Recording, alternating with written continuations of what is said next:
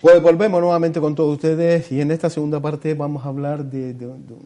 la mayor industria que tiene Canarias, que es el turismo. Para ello nos acompaña en este caso don Francisco Moreno, que es el director de comunicaciones del grupo López San, un hombre con una trayectoria muy importante a nivel de la comunicación. Ha sido director informativo de Televisión Española en Canarias, director de Antena 3 en Canarias, director de Televisión Canaria y director de Televisión Audiovisual Prensa Ibérica, y actualmente también lleva, en este caso, en la concesión de la Academia de Televisión, vicepresidente. Pues sí. Muy buenas tardes. Buenas tardes. ¿Cómo estamos? Pues bien, empezando la semana, ya de lunes,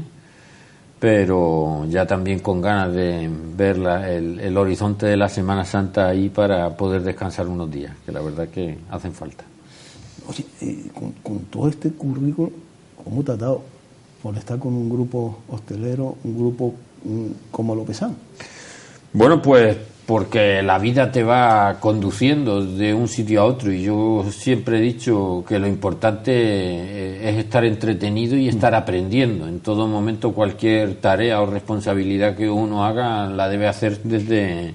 la convicción de que depositas todo el conocimiento que tienes en esa tarea que te encomiendan, pero al mismo tiempo estás en un periodo permanente de aprendizaje, aprendiendo algo nuevo. Y a veces una cosa es la que te va llevando a la otra. Estar en una empresa pública como fue Televisión Española me permitió tener una perspectiva que luego, cuando me fui a una empresa privada como era Antena 3, pues me permitió también aprender las diferencias que existen entre la gestión pública y la gestión privada. Y luego, cuando volví a la Radio Televisión Canaria, que tenía un modelo así mixto, que precisamente pues tenía todo el control público que tiene cualquier televisión pública, pero la fábrica, los contenidos los hacía una empresa adjudicataria de ese servicio, pues ahí también me sirvió precisamente la experiencia de haber estado en una empresa pública y luego en una empresa privada, porque eso te permitía poder intentar desarrollar un modelo en el que recogieras todas las ventajas de la gestión privada y ninguno de los defectos que también tiene la gestión pública, muchas veces en lo que tiene que ver de rigidez laboral, etcétera, ¿no?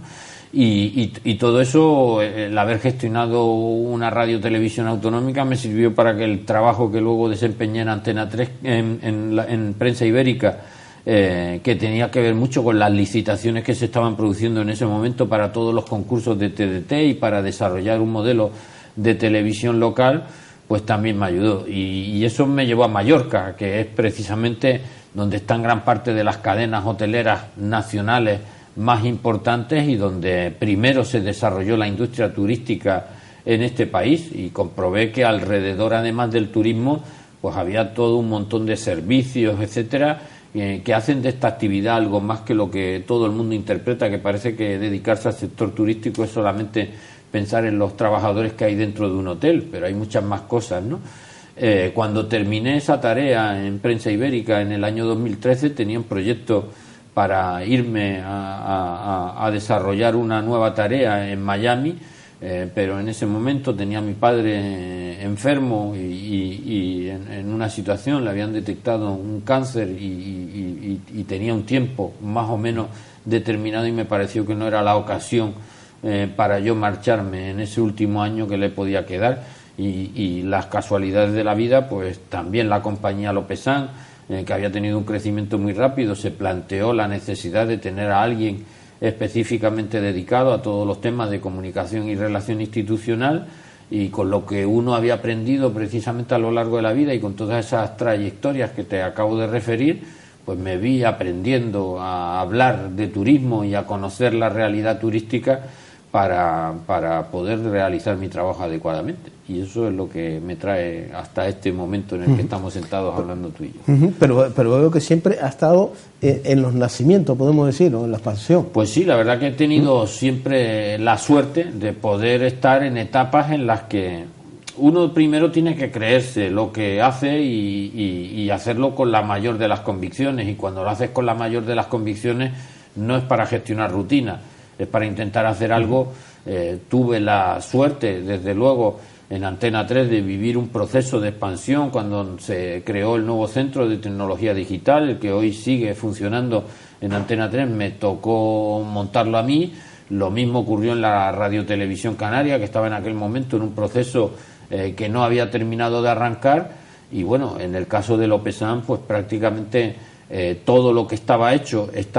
pero sí que es verdad que la intención del grupo es precisamente adaptarse. Yo creo que estamos viviendo un mundo con todo el entorno digital, con todo lo que tiene que ver hoy, la reputación online, etcétera, en el que la comunicación es un factor fundamental para... A veces las crisis ya no solo se producen porque tengas un problema económico, porque haya una situación económica que provoque una dificultad en la empresa. Hoy la mayor parte de las crisis que tienen las empresas no son tanto por temas económicos como por temas reputacionales, etcétera. Y bueno, estamos viviendo el tiempo que estamos viviendo con los beneficios y los perjuicios, con las virtudes y defectos que tiene todo este mundo digital un poco convulso, tan dado a todas esas noticias falsas que hoy estamos viendo también que se producen.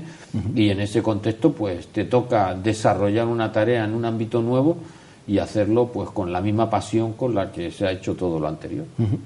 En esas noticias falsas eso es una lucha sin cuartel. Yo creo que vamos a ver, aquí hay mucho de la condición humana y de la condición psicológica de que cada uno quiere creerse a veces lo que se quiere creer. Yo creo, de vez en cuando vemos esas películas de la Edad Media y ves que están comprando el protagonista en el mercado y de repente se oye una algarabía y todos van corriendo a la Plaza Mayor porque algo está ocurriendo en la Plaza Mayor y están ajusticiando allí a un señor que lo tienen allí a punto de cortarle la cabeza o colgarle, y tienes a toda la plaza gritando, insultando, chillándole y descargando sus frustraciones sobre esa persona de la que la mayoría ni siquiera saben lo que ha hecho, pero algo habrá hecho porque está allí para que lo cuelguen.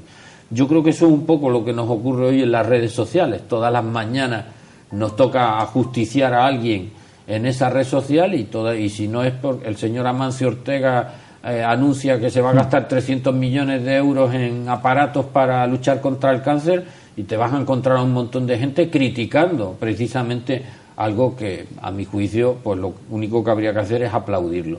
Eso nos ocurre hoy con las redes sociales, en parte. Te encuentras con que de repente se extiende una mentira y cuesta muchísimo defenderse y detenerse de esa mentira. Yo creo que todos, de alguna manera, porque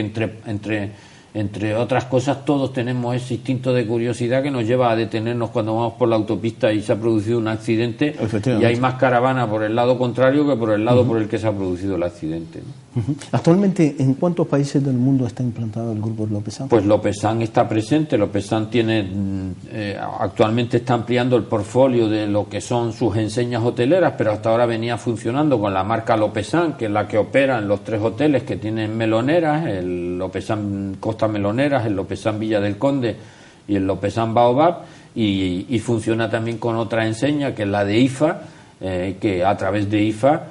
que además es una empresa cotizada en la bolsa de Alemania, pues ahí a través de IFA estamos presentes en Alemania, en Austria, en República Dominicana, en Fuerteventura, aparte de en Gran Canaria, y en total son unos 20 establecimientos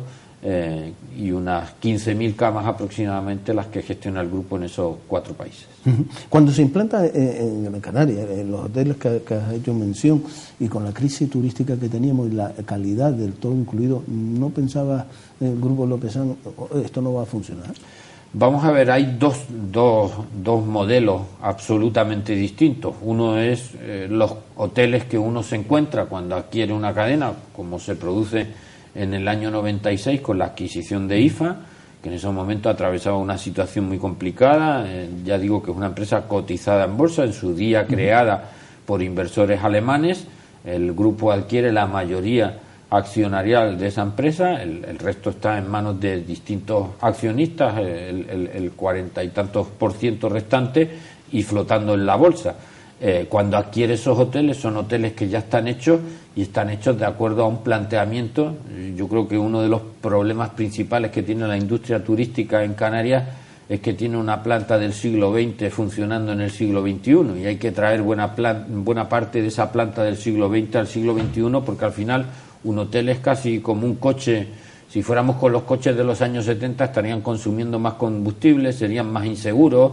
porque no tienen instalados el airbag o porque no tienen muchas de las medidas de seguridad que tienen los coches más modernos. Pues lo mismo ocurre con una infraestructura hotelera de esas características. Adquiere unos hoteles sobre el concepto, además, urbanístico que se había diseñado en los años 60 y 70 y 80 del siglo XX, en los cuales las parcelas difícilmente alcanzaban más de los 20 o 30.000 metros cuadrados, y son hoteles que en el mayor de los casos, exceptuando el Buenaventura, pues se mueven en el entorno de entre las 200 y las 350 habitaciones. Eso es una manera de entender el turismo, y otra manera es cuando tú te planteas que eres tú el que quiere hacer el hotel y quieres hacer un determinado modelo de hotel y salirte de lo habitual, salirte de lo estandarizado para intentar plantear una oferta diferente que atraiga mucho más al potencial cliente, al futuro turista. Y eso fue un poco lo que ocurre a partir del crecimiento de la zona de Meloneras, que ya son hoteles específicamente diseñados, sobre todo en la cabeza del presidente de esta compañía, Eustacio López, que se plantea, después de haber conocido otras experiencias, de ver lo que se hace en Las Vegas, de ver lo que se hace en el Caribe, que de lo que se trata es de crear volúmenes amplios, muy cuidados desde el punto de vista de la singularidad arquitectónica y también muy cuidados en el paisajismo, que haya tanto paisaje, tanto jardín como hotel puede haber. Y yo creo que un ejemplo es el Lopezán Costa Melonera.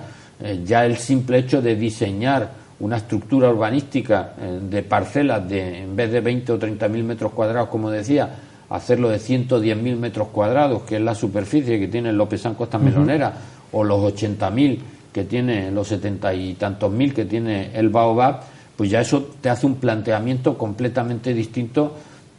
y también supone que el turista encuentre una cosa completamente distinta a la que suele estar acostumbrado cuando se metía en algunos de esos complejos de apartamentos o en esos hoteles más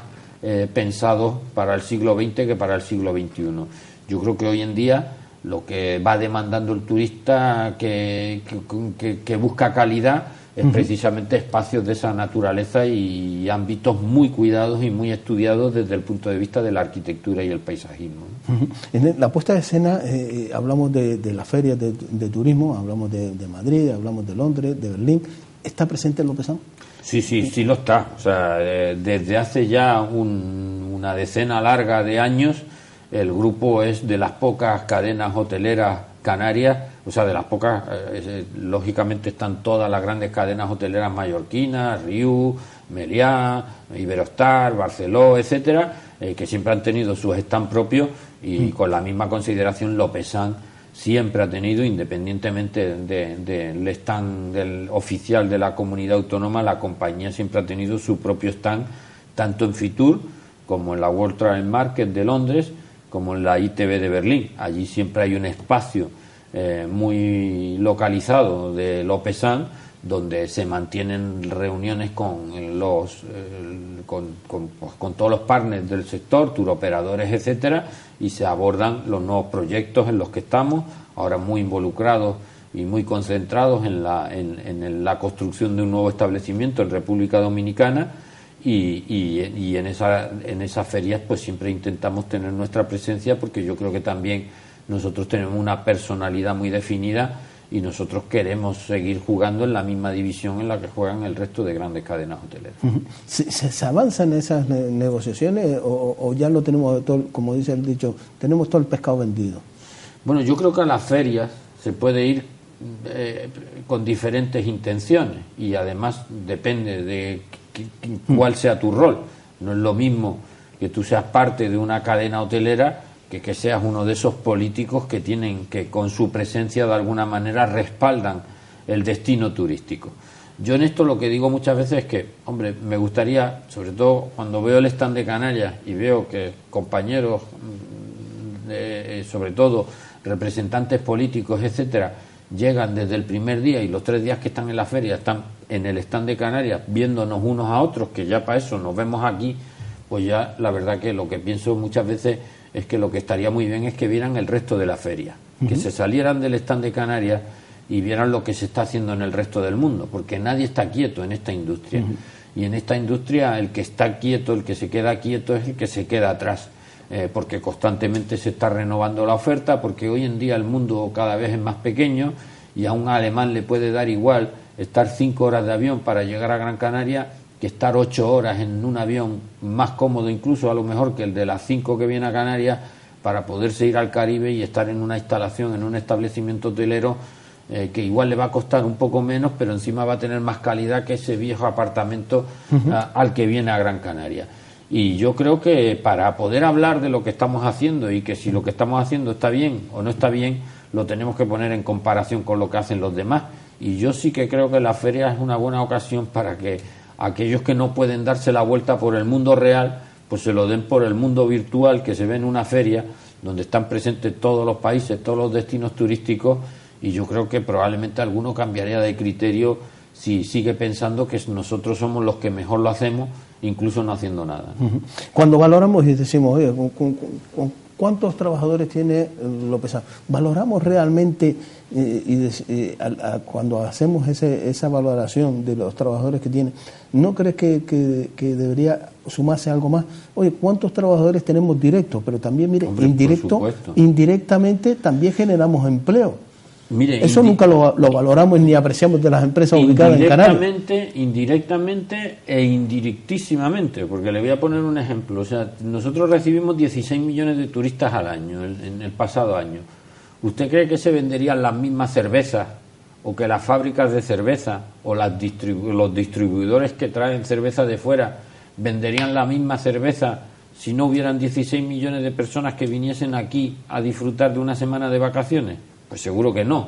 Luego, si se dejaran de vender esas cervezas, probablemente habría menos gente trabajando en el sector cervecero, por ponerle un ejemplo. El turismo es un motor de actividad económica tremendo, porque alrededor de él pues gira todo el gasto que el turista pueda desarrollar durante la semana de estancia. Y si decide comprarse unos zapatos, pues serán unos zapatos de más que se vendan sobre los que ya se les venden a los 2 millones de canarios que vivimos en estas islas.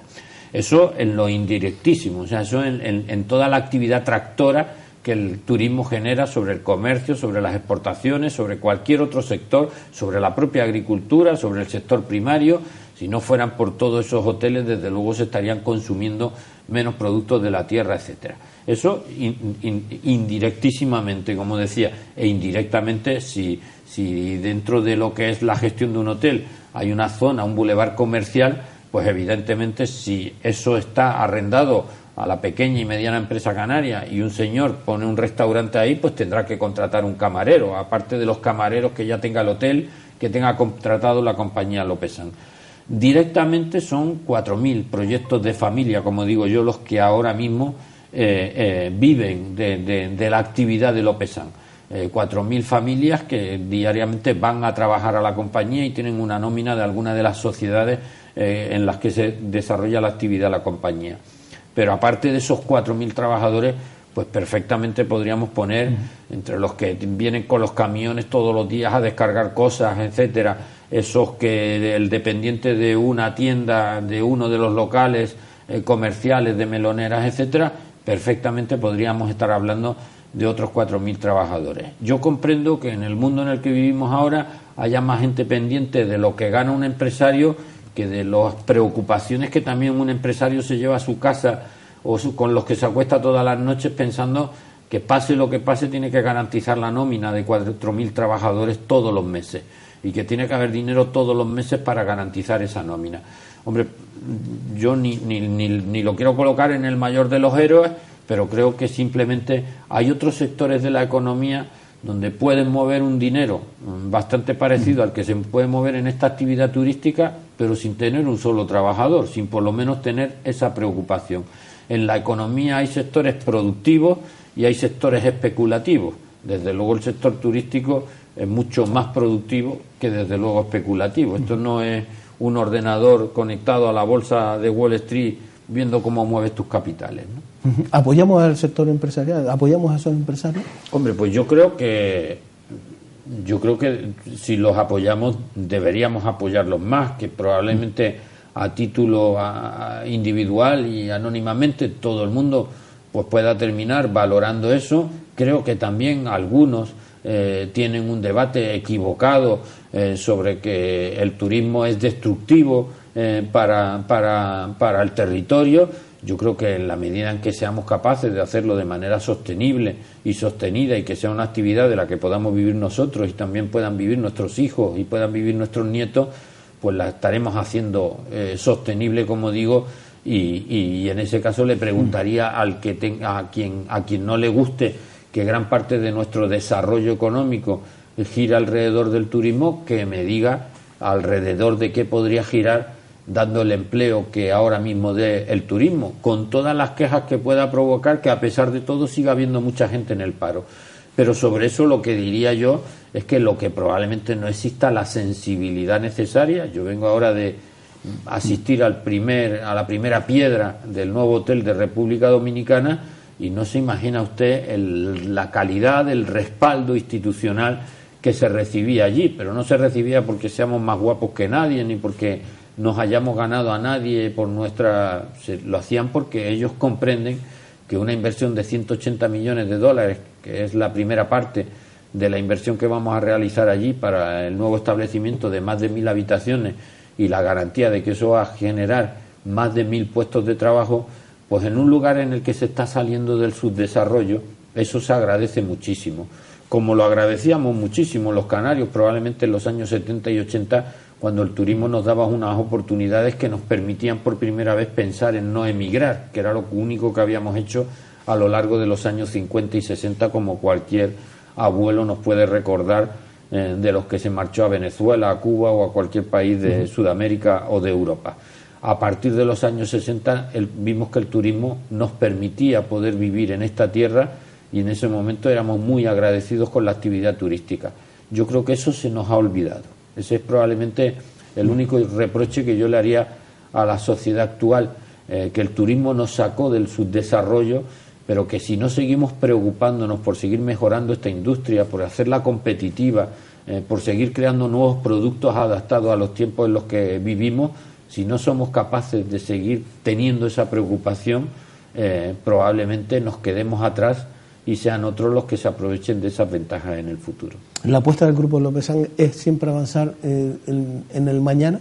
La apuesta nuestra era, por un lado, lógicamente, seguir creciendo y diversificándose geográficamente, pero por encima de todo estaba el deseo de ir completando un proyecto que es mucho más global que los 3 hoteles que hay ahora mismo en Meloneras, que el Lopezán Costa Meloneras, el Lopezán Villa del Conde y el Lopezán Baobab. La apuesta era fundamentalmente seguir desarrollando toda esa urbanización que cualquiera que la conozca pues sabe que está todavía llena de solares que son más feos como solares que lo que podría, que el paisajismo que se podría desarrollar ahí. Y llevamos 8 años o 9 años desde el último hotel que se abrió, el Lopezán Baobab, en 2009, intentando continuar con el desarrollo de Meloneras, pero no ha sido posible. La realidad, en comparación entre lo que le decía anteriormente con República Dominicana, es que allí hemos podido hacer en 8 meses lo que aquí no hemos podido hacer en 8 años.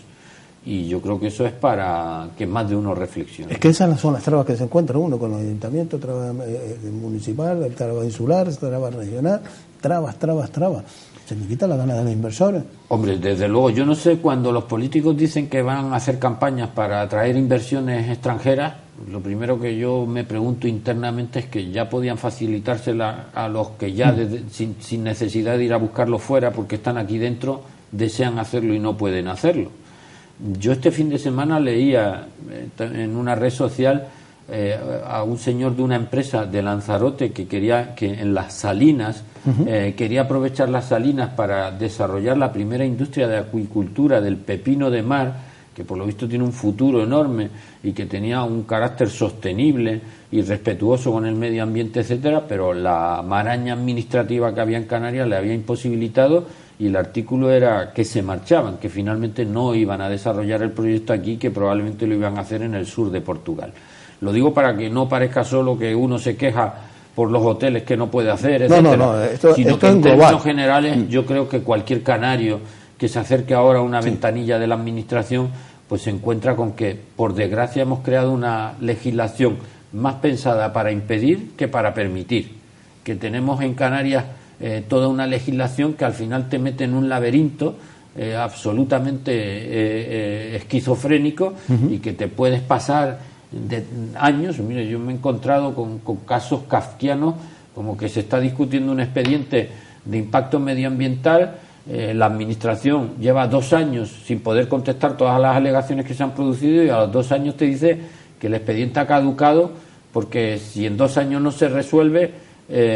pueden haber cambiado las condiciones del clima o de lo que sea, y que por tanto hay que empezar otra vez. Y dicen, mire, eso le obligará a usted, que es quien tiene que resolverlo, no a mí, que se lo he presentado en tiempo y forma, y a los 2 años me está diciendo que se lo vuelva a presentar, para que probablemente dentro de 2 años me vuelva a decir que no le ha dado tiempo a terminarlo. Será usted el que está obligado, por tanto, a que si tiene un margen de 2 años, lo resuelva en menos de 2 años.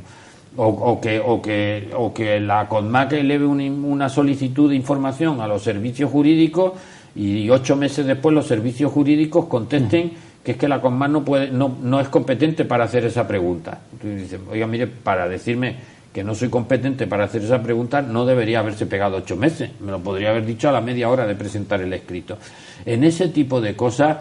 yo sí que digo muchas veces que deberíamos, que los que tienen una responsabilidad, yo las he tenido en el lado público, etcétera, deberíamos ser sensibles con que detrás de todo esto que estamos hablando no es al empresario al que le estamos diciendo que no. A quien le estamos diciendo verdaderamente que no es a un montón de gente que está en las listas del paro esperando salir de ellas, y que si esos proyectos se desarrollaran, pues probablemente estaban encontrando un proyecto de vida para poder salir del paro, y estaríamos dejando de pagar prestaciones por desempleo para pasar a ser cotizantes de la seguridad social, ahora que tanto nos preocupan las pensiones, etcétera, etcétera, ¿no? En eso creo que oímos a todos los políticos expresar la voluntad de entrar en una dinámica en la que se desbloqueen las cosas, pero la realidad es que al final hemos convertido, o tenemos un sistema que termina engullendo a todos los que tienen la voluntad incluso de cambiar las cosas, ¿no? Ahora, la moda, turismo vacacional, alquiler vacacional. Mire, vamos a ver, yo no soy de ponerle puertas al campo, creo que cualquiera es libre de desarrollar la actividad que le parezca, pero desde luego con las mismas garantías y con las mismas obligaciones con que a otros se les exigen. Esto es como lo de los coches, si a un taxista se le obliga a tener un vehículo en unas determinadas condiciones, a pagar unos impuestos por una licencia determinada, etcétera, pues no es lo mismo que si yo ahora cojo mi coche y me pongo a recoger gente por ahí y no pago ninguno de esos impuestos. Pues yo creo que las reglas del juego, mientras sean claras y sean las mismas para todos, hombre, uno tiene que sacarse un carnet de manipulador de alimentos para poder dar un desayuno en un hotel, el trabajador que trabaje en ese buffet. Hombre, pues no pensemos que ahora la señora que tiene una especie de alquiler vacacional, pues le puede dar de desayunar y ella no necesita el carnet de manipulador de alimentos. Yo creo que una cosa es que no se le pueda poner puertas al campo y que haya gente, yo pienso también que esto es más del sector de los entornos urbanos que de los entornos vacacionales, porque la verdad que irse a un apartamento al sur a pasar una semana era lo que hace 20 o 30 años hacían las familias canarias, y al final llegaba la señora después de estar una semana en la casa, en el apartamento que habían alquilado, haciendo la paella para toda la familia, para el cuñado que también aparecía algunos de los días y algunos de los sobrinos, y al final le decía al marido, mira, yo el año que viene para esto me quedo en casa, a mí o me llevas a un hotel y estoy yo como una señora y dejo de estar trabajando, que para estar haciendo camas en el apartamento y para estar limpiando el apartamento todo el día, para eso prefiero quedarme en casa. Y por eso se desarrolló mucho más a partir de los años 80 y 90 lo hotelero que lo extrahotelero, porque al final la gente quiere ir a un sitio donde alguien te haga la cama, donde alguien te prepare la comida y donde tú realmente esa semana la aproveches para verdaderamente descansar de todo y hacer lo que te apetezca hacer, ¿no? Pero evidentemente el alquiler vacacional, como tantas otras cosas de esto que llaman economía colaborativa, pues está alterando las reglas del juego, pero no las está haciendo mejores, porque realmente yo creo que el problema del alquiler vacacional, más que competencia para el hotelero, para quien es un verdadero problema es para la sociedad, porque al final el albañil, el maestro, el profesional que se desplaza a una ciudad para trabajar en esa ciudad porque ha ganado una plaza para ser profesor de un colegio, pues se encuentra con que el alquiler está absolutamente disparatado, porque todo el mundo ha decidido que su vivienda, en vez de alquilársela a ese profesor, la va a tener en régimen de alquiler vacacional y la va a vender por noche. Le aseguro que hay auténticos problemas en verano para que trabajadores en Ibiza puedan vivir en una vivienda, porque todo es alquiler vacacional. No, y pregúnteselo a los médicos. y a los profesores que han puesto esas dos profesiones sobre la mesa. Pero eso no es una competencia desleal. Hablamos que en un hotel, cuando alguien va de vacaciones en un hotel, oye, ¿cuántas personas son? 2, 3, 4, una habitación, 2 habitaciones, 3 habitaciones. En este caso, ¿quién controla el que alquile y meta un equipo de fútbol? Pues por eso digo que yo no voy a decir que yo prohibiría el alquiler vacacional. Yo lo que diría es que tienen que funcionar las inspecciones y que desde luego lo que no se puede es hacer actividades ilícitas, que hay unas determinadas condiciones de salubridad que si las tiene que cumplir un hotel las debería cumplir un alquiler vacacional, y que lo del alquiler vacacional debe estar lo adecuadamente reglado como para, pues, con su cartelito en la puerta indicando específicamente que ese centro está desde luego recogido e inscrito en algún tipo de registro que permita, y no que ahora alegremente cualquiera pueda coger y decir, pues mi casa a partir de ahora tengo ahí 2 dormitorios libres, los voy a alquilar para ver si con esto gano un dinero más. Y otra de las modas, ahora hemos sacado la moda de ecotasa turística. Bueno, ya eso... Y ahí estamos ahí con ese debate, ¿la ponemos o no la ponemos? ¿La ponemos o no la ponemos? ¿Con quién se ha contado para que se ponga esta vamos ecotasa a ver, turística? yo creo que la naturaleza de los problemas que tenemos no es para pensar en tener más problemas. Y desde luego la ecotasa, no creo que haya muchos turistas en el mundo que digan voy a ir a aquel lugar porque tiene una ecotasa, sino que probablemente puedan pensar lo contrario. ¿Por qué me tienen que cobrar a mí por ir a una playa? O sea, se puede entender que ciudades como Nueva York, que ciudades como París, que grandes urbes, pues puedan cobrar una determinada tasa al establecimiento hotelero por el uso urbano que se hace de esa ciudad, porque en Nueva York hay una sola, y o vas a Nueva York o no vas a Nueva York, pagues tasa o no la pagues. Pero playas hay muchísimas. Playas, no pensemos que el turista está eligiendo una determinada playa, está eligiendo un determinado lugar donde puede cumplir con una serie de cosas que quiere que se cumplan: poder disfrutar de un buen tiempo, poder bañarse, poder disfrutar del sol y la playa. Yo siempre digo que el sol y la playa no es el fin, es un medio. En realidad los turistas europeos, que un 4 de febrero, que a las 4:30 de la tarde es de noche en la ciudad en la que viven, en Hamburgo, en Hannover o en cualquiera de esos lugares del centro de Europa, que se pueden pasar semanas sin ver el sol porque está nublado y lloviendo permanentemente, con un frío y un ambiente absolutamente desapacible, a ese señor lo pones en un avión y 4 horas después lo sueltas en Gran Canaria, allí en el faro de Maspalomas, y disfruta de esos 22, 23 grados, de una temperatura ideal, que se puede sentar en una terraza y le está dando el sol. Ese señor en realidad lo que viene es a hacer la fotosíntesis, como lo hacen las plantas. Viene a cargarse de vitamina D, que es la vitamina que proporciona el sol, y viene a ganar en optimismo y a cargar las pilas para que cuando una semana después se vuelva a su país, lo que esté pensando es en volver lo antes posible a disfrutar de esa semana que le ha hecho cargarse de energía. Bien, pues eso lo puede hacer aquí, o lo puede hacer en el Caribe, o lo puede hacer en las Maldivas, o lo puede hacer en un montón de lugares. Probablemente lo disuasorio sea hacerlo donde te van a implantar una tasa turística, si además tus problemas como destino son justamente que tienes una planta obsoleta, que el 80% de la planta en la que se están quedando los turistas tiene más de 20 o 30 años de antigüedad, etcétera. Hombre, a mí me parece que los políticos deberían pensar antes en cómo mejorar nuestra infraestructura turística, antes que en pensar que encima de que la tenemos obsoleta y vieja le tenemos que cobrar al turista por venir. En este caso, ¿fideliza el turista Lopesán, el grupo Lopesán? Hombre, en nuestro caso, sobre todo además en los Lopesán de Meloneras, mire, cuando las cosas iban normales, simplemente antes de que llegaran las primaveras árabes y se cerraran todos esos destinos de la cuenca mediterránea árabe, pues lógicamente hemos tenido durante todo este tiempo, aunque yo creo que ya hemos tocado techo y este 2018 va a ser distinto al 2017, y que ya esos destinos están abiertos y por tanto empiezan a ser competitivos, y volveremos dentro de poco a hablar de nuestros achaques, de cuáles son nuestros problemas como destino turístico obsoleto. Pero decía que quien se ha beneficiado de eso mayoritariamente no son los complejos más modernos,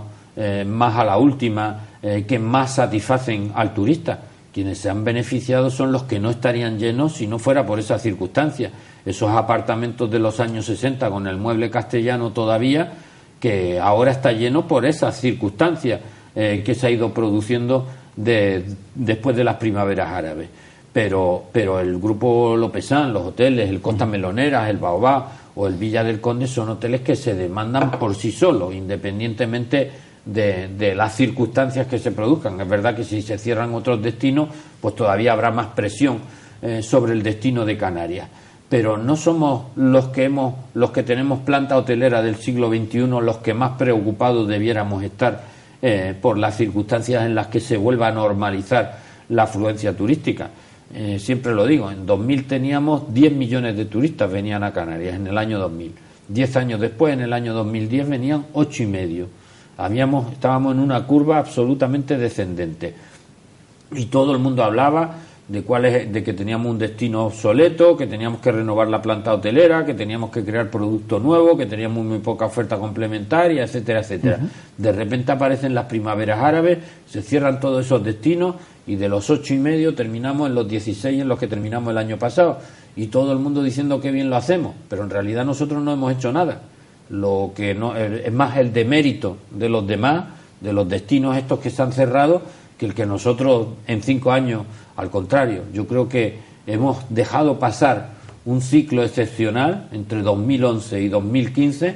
y no hemos hecho una sola cama nueva. Y si a lo viejo no le ponen nada nuevo enfrente, difícilmente lo nuevo va a querer ser nuevo, ¿no? Por lo cual se reinventa el turismo. Hombre, yo creo, insisto en una idea, nadie está quieto. Y si nosotros queremos quedarnos quietos, si nosotros desde el año 2000, primero desde el año 2003, primero hablando de moratorias, impidiendo que se construyera, atándote los brazos a la espalda, mientras los demás seguían corriendo y construyendo una fabulosa planta hotelera adaptada al siglo XXI, con parcelas de 80 o 100.000 metros cuadrados, con grandes espacios para vivir experiencias, y nosotros sin hacer nada. Y cuando llega un ciclo excepcional donde tenemos un problema de demanda porque quiere venir más gente de la que le podemos dar alojamiento, tampoco hacemos nada, yo creo que esto lo vamos a pagar. Tú, Paco, sinceramente, ¿no crees que tenemos una deuda con el Grupo Lopezán? Digo, tenemos esta sociedad porque tenemos una planta alojativa. Bueno, mire, digo, tenemos una planta alojativa que demanda un turismo de calidad y en este caso lo pone en el Costa Melonera. Yo no soy lógicamente la persona más indicada para desde luego para echarnos flores. Tengo un presidente además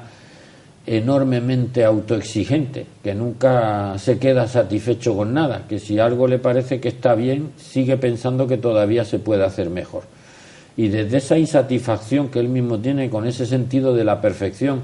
de intentar siempre salirse de lo habitual e intentar hacer algo que esté más allá de lo que ya está estandarizado, de lo que todo el mundo hace, pues yo sí que creo que objetivamente cualquiera puede decir que para el destino turístico de Gran Canaria sí que hay un antes y un después de Melonera. O sea, yo sí que creo que inicialmente con el Lopezán Costa Melonera, en el momento en que yo muchas veces digo que lo importante de tener una idea no es solamente tenerla, sino sostenerla en el tiempo, porque mientras estás levantando un hotel como el Costa Melonera, pues durante esos 2 o 3 años probablemente hubo mucha gente que se le acercara diciendo si se lo había pensado bien, si se había pensado bien hacer un hotel de 1.136 habitaciones como tiene el Lopezán Costa Melonera, porque probablemente eso sería ingobernable y probablemente sería un poco caótico y la gente quiere un trato muy directo y muy especial. Claro, 15 años después, viendo el resultado de ese hotel, viendo que es un hotel que sabe combinar esa amplitud